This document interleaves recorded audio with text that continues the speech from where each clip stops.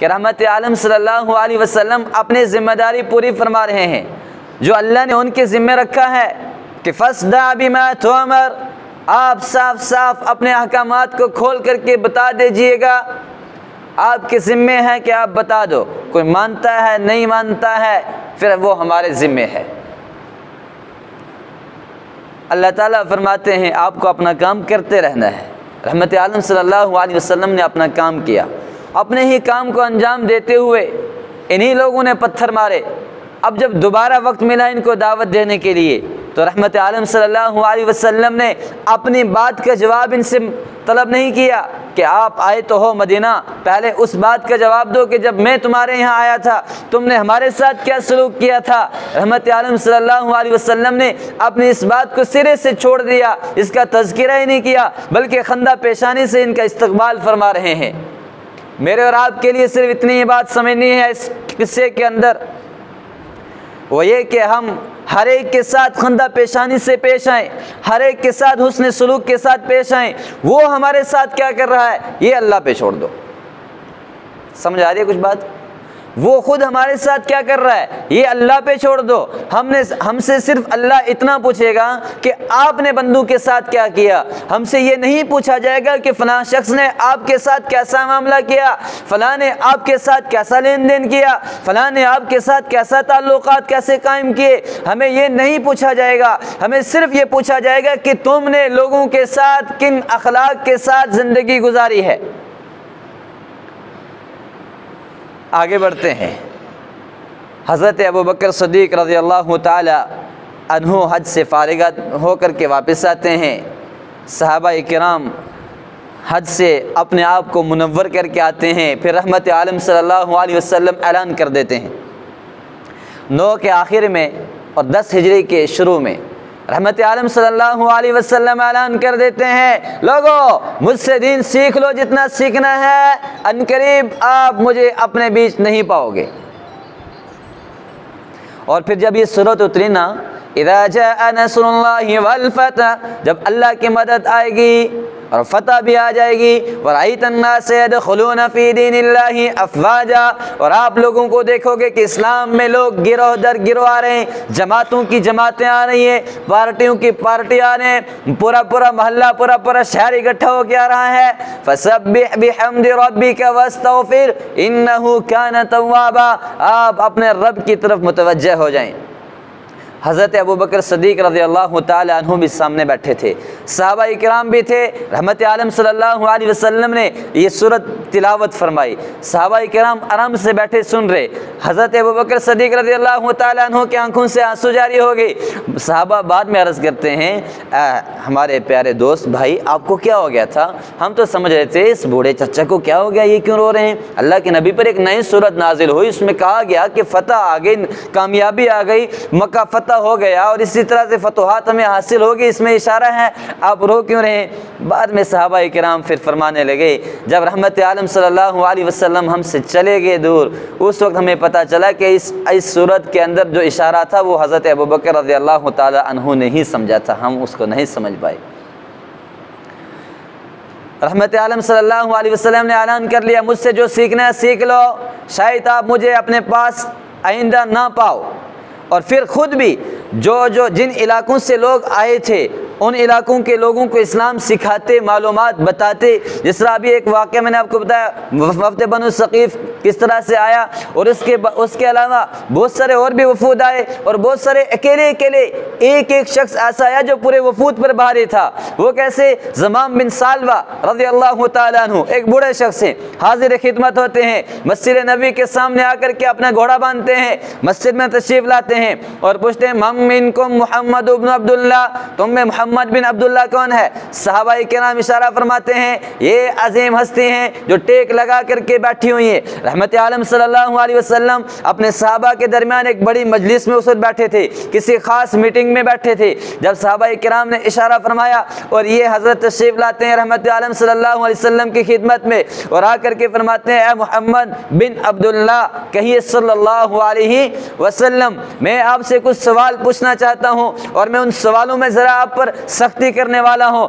आप मुझ पर बुरा ना माने, आप मेरे बारे में सख्ती का हुक्म ना जारी करें, मैं आपसे ज़रा अशद और सख्त सवालात पूछने वाला हूँ। रहमत आलम सल्लल्लाहु अलैहि वसल्लम ने फरमाया, हाँ आप पूछ सकते हैं, सलमा बदालक, आप पूछो जो आपको अच्छा लगता है। फिर ये पूछते हैं, क्या पूछते हैं? पूछने का अजीब अंदाज, मैं तुम्हें तुम्हारे रब की कसम देता हूँ और तुमसे पहले नबियों के रब की कसम देता हूँ, क्या आपको आपके रब ने नबी बना करके भेजा है? रहमत आलम सल्लल्लाहु अलैहि वसल्लम फरमाते हैं, हाँ मुझे मेरे रब ने नबी बना करके भेजा है और अल्लाह तो गवाह हो जा, मैं तेरे सामने इसका जवाब दे रहा हूँ। इसका दूसरा सवाल आता है, मैं आपके और आपसे पहलों के रब को गवाह बना करके आपसे पूछता हूँ, क्या आपके रब ने आपको हुक्म दिया है नमाज पढ़ने का दिन में 5 दफ़ा? रहमत आलम सल्लल्लाहु अलैहि वसल्लम फरमाते हैं, हाँ मुझे मेरे रब ने यह हुक्म दिया है।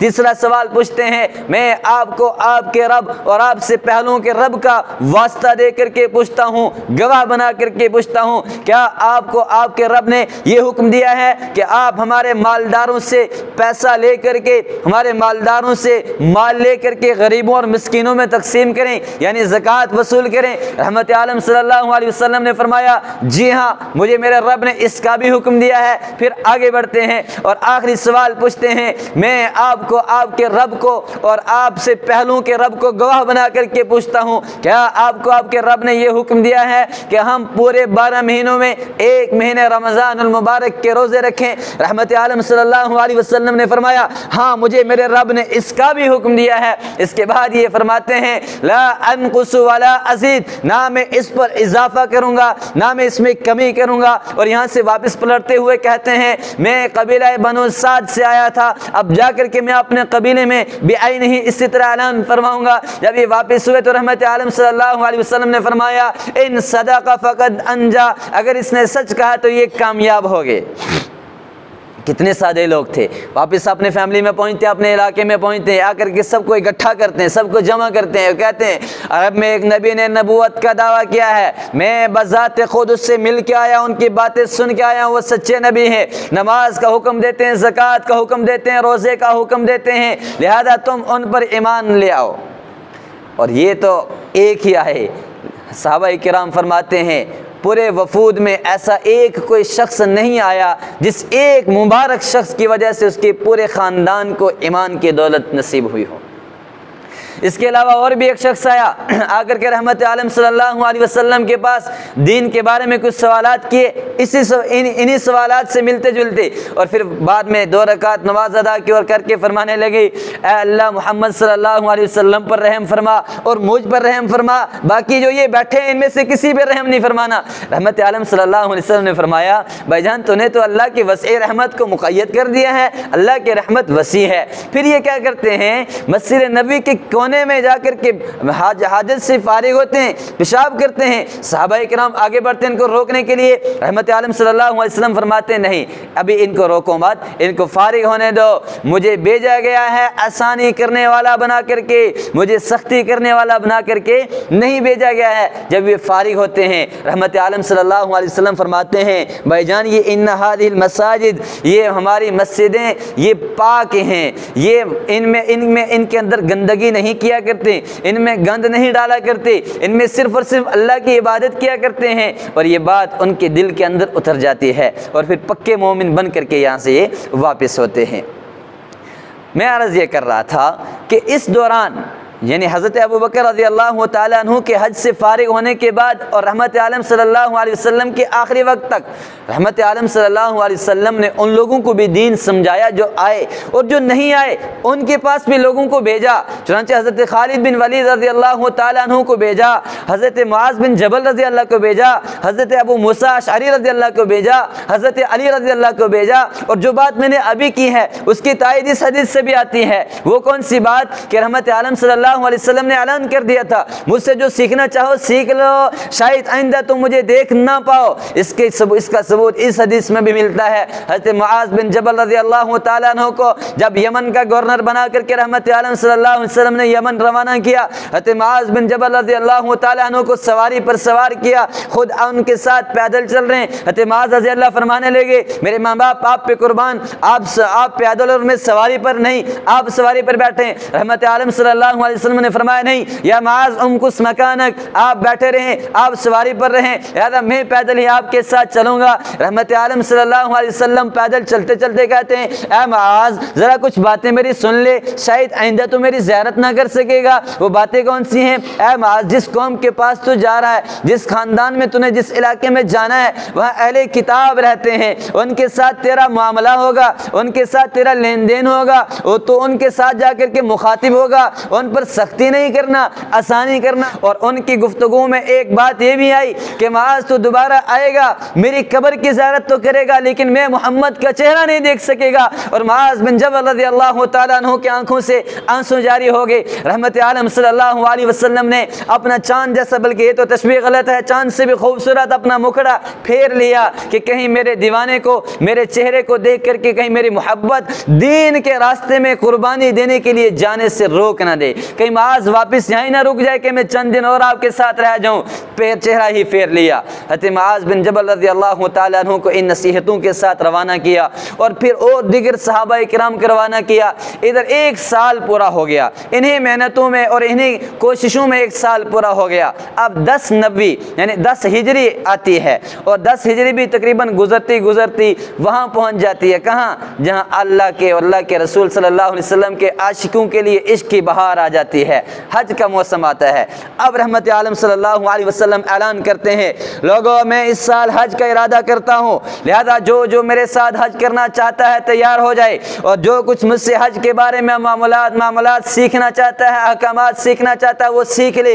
लिहाजा आइंदा शायद आप मुझे अपने बीच पाओ या ना पाओ। सहाबाए किराम किस तरह, जिस तरह एक शमा के गिर्द परवाने जमा होते हैं, इस तरह रहमत आलम सल्लल्लाहु अलैहि वसल्लम के दरमियान जमा होते हैं। फिर 25 या 26 ज़िलक़ादा को रहमत आलम सल्लल्लाहु अलैहि वसल्लम मदीना मुनव्वरा से ज़ोहर की नमाज़ पढ़ करके निकलते हैं, और इस तरह निकलते हैं कि साथ में सारी 9 की 9 बीवियाँ साथ में हैं, अज़वाज मुतहरात उम्महातुल मुमिनात रज़ियल्लाहु ताला अन्हुन्ना, ये सारे साथ हैं। और औलाद में से हज़रत फ़ातिमा तो ज़हरा रज़ियल्लाहु ताला अन्हा साथ हैं, इसलिए कि बाकी बेटे तो बचपन में इंतकाल कर गए और बच्चियों की भी वफ़ात होगी इस वक्त के आने से पहले ही। चुनांचे रहमत आलम सल्लल्लाहु अलैहि वसल्लम अपने घराने के साथ और अपने सहाबा के एक बड़े जम्मे गफीर के साथ मदीना मुनव्वरा से निकलते हैं ज़ोहर की नमाज़ पढ़ करके, और मदीना से तकरीबन 10 किलोमीटर दूर ज़ुल्हुलैफ़ा पहुँचते हैं। जहाँ मदीना से मक्का जाने वाले लोग जब हज और उम्रा के इरादे से जाते हैं तो ज़ुल्हुलैफ़ा से जाकर के ihram बांधते हैं। रहमत आलम सल्लल्लाहु अलैहि वसल्लम ज़ुल्हुलैफ़ा पहुँच करके क़याम करते हैं। रात का क़याम ज़ुल्हुलैफ़ा में होता है, निकल जाएं जल्दी से, रात का क़याम ज़ुल्हुलैफ़ा में होता है, दूसरे दिन भी वहीं रुकते हैं। दूसरे दिन ज़ोहर की नमाज के वक्त में रहमत आलम सल्लल्लाहु अलैहि वसल्लम अपना लिबास उतारते हैं और वो फ़कीराना लिबास पहनते हैं, अल्लाह की मोहब्बत में गर्क होने वाला लिबास। ihram की 2 चादरें, एक को तहमत की जगह इस्तेमाल करते हैं और दूसरी को कंधों पर डाल करके चादर की जगह इस्तेमाल करते हैं, और फिर ihram बांधते ही तलबिया पढ़ते हैं जो कि वाजिब के दर्जे में है। 3 मरतबा रहमत आलम सल्लल्लाहु अलैहि वसल्लम बुलंद आवाज़ से पढ़ते हैं, लब्बैक अल्लाहुम्मा लब्बैक लब्बैक ला शरीक लक लब्बैक। भाई मज़ा नहीं यार, आपको याद नहीं है तलबिया क्या?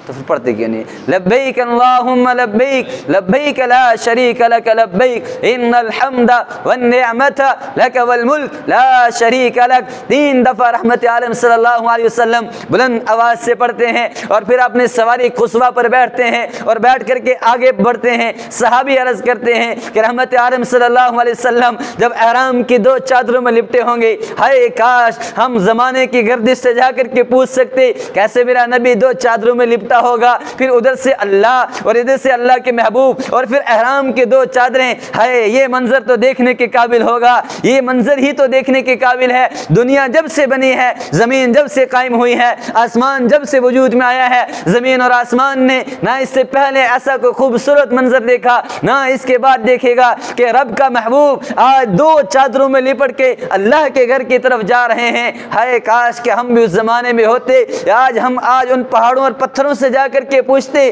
کہ ہمارے نبی کی یہاں کیا شان ہوا کرتی تھی۔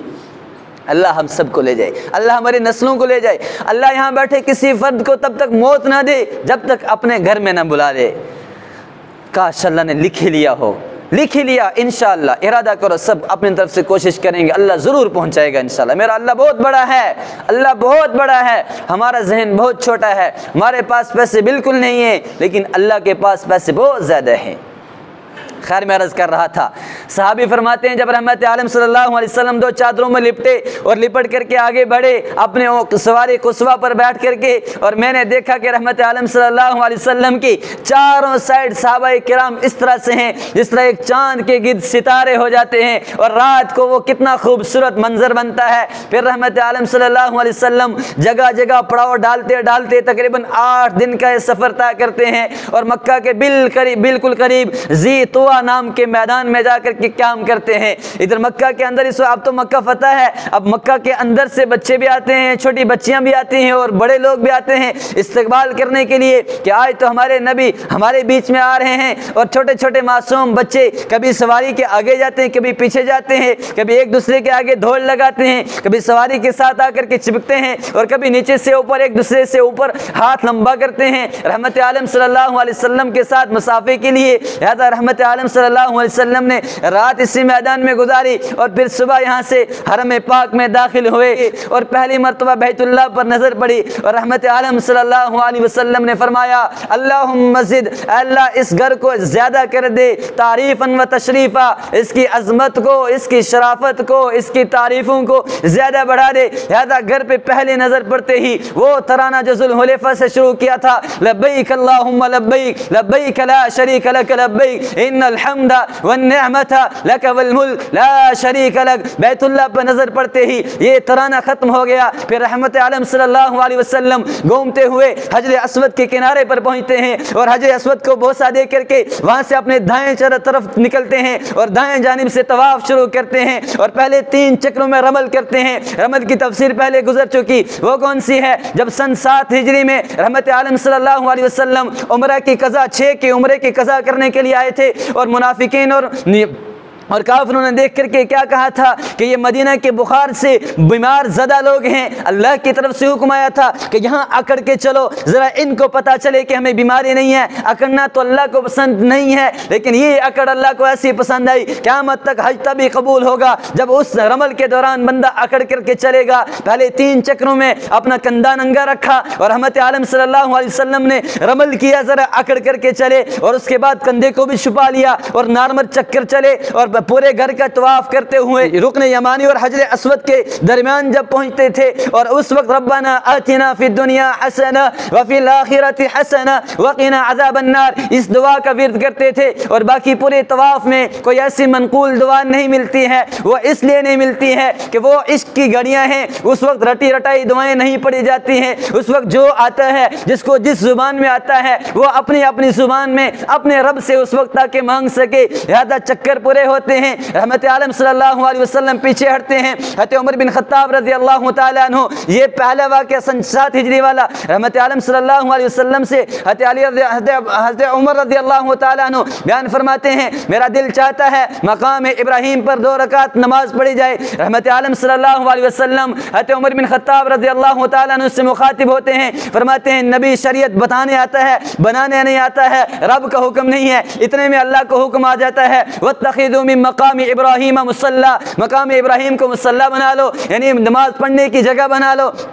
اب رحمت عالم صلی اللہ علیہ وسلم حجۃ الوداع کے موقع پر جب آتے ہیں مقام ابراہیم کے عین پیچھے جا کر کے دو گانا ادا کرتے ہیں اور اس کے بعد دوبارہ آتے ہیں حجر اسود کا استلام لے کر کے صفا مروہ کی سعی کے لیے نکلتے ہیں۔ ہائے کاش ہم وہ منظر دیکھ سکیں، اللہ کرے کہ آج اللہ قلم لے کر ہم سب کے لیے لکھ لے کہ ہمیں وہ گھڑیاں نصیب ہوں، ہمیں وہ گھڑیاں نصیب ہوں۔ میرے عزیز، دنیا کی کسی چیز میں وہ مزہ نہیں ہے جو حرمین شریفین میں مزہ ہے۔ کاش کہ اللہ ہمیں اللہ وہاں کسی نہ کسی حالت میں ضرور پہنچائے اور ہمیں موت سے پہلے اللہ وہ منظر ضرور دکھائے۔ وہاں جا کر کے اللہ اور اس کے رسول کی حقیقت نظر آتی ہے۔ یہاں مسجدوں میں آنے سے گھبراتے ہیں، یہاں قرآن کھولنے سے گھبراتے ہیں، وہاں جا کر کے پتہ چلتا ہے کہ جن لوگوں نے گردنیں کٹوائی ہیں، جن لوگوں نے بچے شہید کروائے ہیں، جن لوگوں نے اپنی بیویوں کو بیوہ کروایا ہے، جنہوں نے ماں کی گودوں کو خالی کروایا ہے، انہوں نے یہی نہیں کیا۔ او میرے دوستو، میرے اللہ کے گھر میں ایسی کشش ہے، اس کو جو دیکھ لیتا ہے وہ اللہ کے علاوہ کسی کے در پہ جھکتا نہیں ہے۔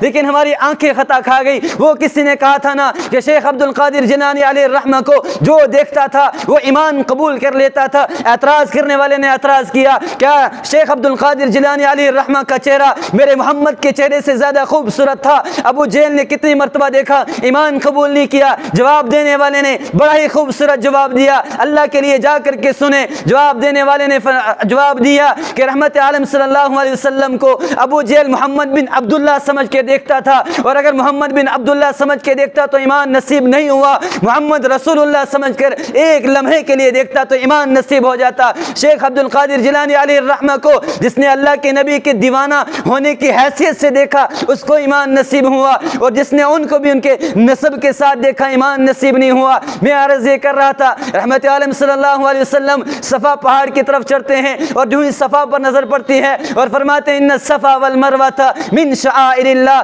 فمن حج البیت او اعتمر فلا جناح علیہ ان یطوف بہما۔ اور جب صفا پہاڑی پر چڑھتے ہیں اور صفا پہاڑی پر عین چڑھ کر کے ہائے کاش ہم اس منظر کو دیکھ سکیں، ہائے کاش ہم اس منظر کو دیکھ سکیں۔ صفا پہاڑی پر چڑھ کر رحمت عالم صلی اللہ علیہ وسلم نے جب خانہ کعبہ کی طرف دیکھا اور فرمایا لا الہ الا اللہ وحدہ لا شریک لہ لہ الملک ولہ الحمد یحیی ویمیت لا الہ الا اللہ وحدہ لا شریک لہ انجز وعدہ ونصر عبدہ وحزم الاحزاب وحدہ۔ اور یہاں سے اور بھی بہت ساری دعائیں مانگی، دعائیں مانگ کر کے صفا سے عین صفا پہاڑی پر چڑھ کے ہائے کاش ہم وہ منظر دیکھ سکیں۔ رحمت عالم نے جب خانہ کعبہ کو دیکھا، صفا پہاڑی پر چڑھ کے سامنے خانہ کعبہ نظر آتا ہے، تصور کی نگاہ میں مضمون بدلنا نہیں چاہتا ہوں، تصور کی نگاہ میں دل چاہتا ہے بار بار یہی کہا جائے صفا پہاڑی پر چڑھ کے خانہ کعبہ کو دیکھا جائے، صفا پہاڑی پر چڑھ کر خانہ کعبہ کو دیکھا جائے۔ رحمت عالم صلی اللہ علیہ وسلم جب وہاں سے آگے بڑھتے ہیں اور مروہ کی طرف نکلتے ہیں، بیچ میں جب تھوڑی نشیبی جگہ آتی ہے، پس جگہ آتی ہے جہاں آج سبز لائٹیں لگی ہیں، وہاں سے ذرا دوڑ کر کے چلتے ہیں، ذرا تیز قدمی کے ساتھ چلتے ہیں، پھر مروہ پہاڑی پر چڑھ کر بھی وہاں بھی یہی دعا پڑھتے ہیں لا الہ الا اللہ وحدہ لا شریک لہ لہ الملک ولہ الحمد یحیی ویمیت لا الہ الا اللہ وحدہ لا شریک لہ انجز وعدہ ونصر عبدہ وحزم الاحزاب وحدہ۔ اور اس کے بعد 7 چکر لگا کر کے 7واں چکر جب مروہ پہاڑی پر ختم ہوتا ہے اور پھر اپنے صحابہ سے مخاطب ہو کر کے فرماتے ہیں میرے صحابہ میں نے احرام باندھا ہے، میں حج کر کے کھولوں گا، لہذا آپ اس احرام کو کھول دیں اور عمرہ کے لیے اس احرام کو عمرہ کا احرام باندھیں اور حج کے لیے دوبارہ احرام باندھیں۔ اس کی کیا تفصیل تھی، کیوں کھولا تھا بعض نے کیوں نہیں کھولا تھا، وقت ہو گیا، یہ بات ادھاری رہی، زندگی رہی تو انشاءاللہ آئندہ پیش کی جائے گی۔ اللہ تبارک و تعالی عمل کی توفیق عطا فرمائے، اللہ حرمین شریفین کی محبت ہمارے دلوں میں ڈالے اور ہم سب کو وہاں جانے کی تن من دھن کی کوشش کرنے کی توفیق عطا فرمائے۔ وآخر دعوانا